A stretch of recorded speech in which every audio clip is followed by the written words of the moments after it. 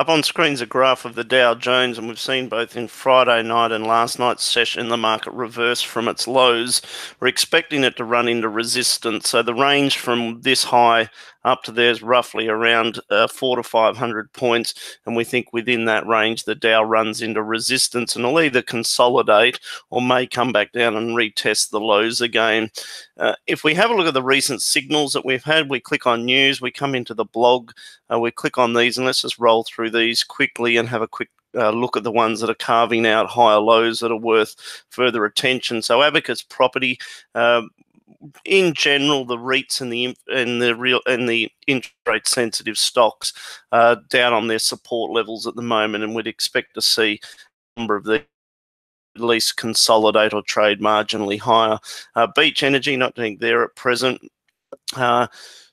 Nor the Origin Energy. So we've seen across the energy spectrum, whether it's Santos, Oil Search, Woodside, Origin, we've had recent algo buy signals. In the case of Origin, somewhere around this sort of old high of, say, $8 through till the current range of around $8.50, we'd expect the stock to find support. So again, just to reiterate, between sort of $8.50, we expect Origin to find support.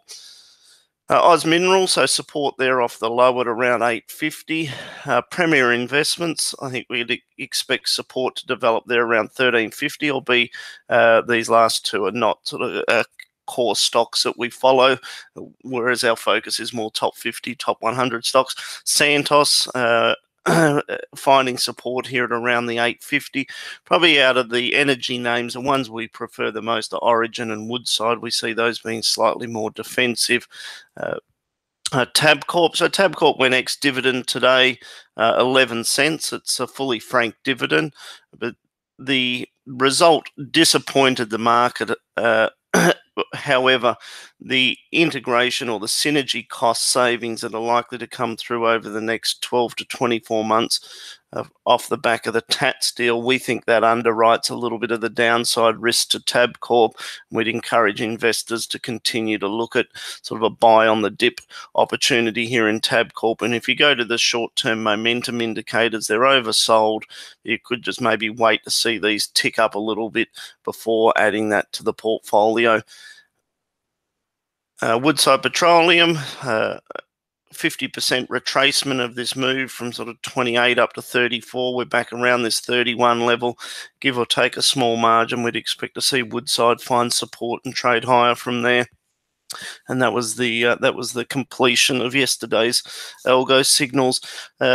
Just have a look at a couple of stocks from the model portfolio, and we just click on the model portfolio, look at the top 20, and see here that the two are recent additions to the portfolio was CBA and Westfield. CBA goes ex-dividend tomorrow, and Westfield went ex-dividend today. But both of those are names that you want to keep on your watch list as well. Just have a look at a couple of final stocks here.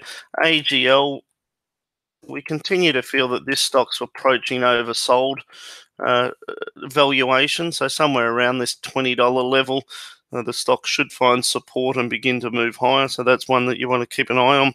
The other one is Amcor. This is probably more of a buy-right strategy, and we're commenting on the blog on this today with the idea of buying it here, selling $15, or maybe being a bit more patient, waiting for a rally and selling the 15.50 calls and bringing in option premium to complement the upcoming dividend. One of the areas that the investors should keep an eye on an international side of the market is the iShares China large cap.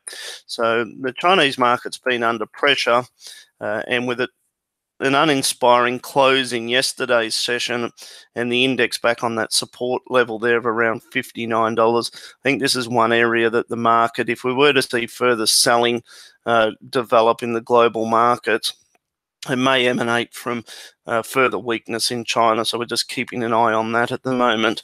Thank you for listening in.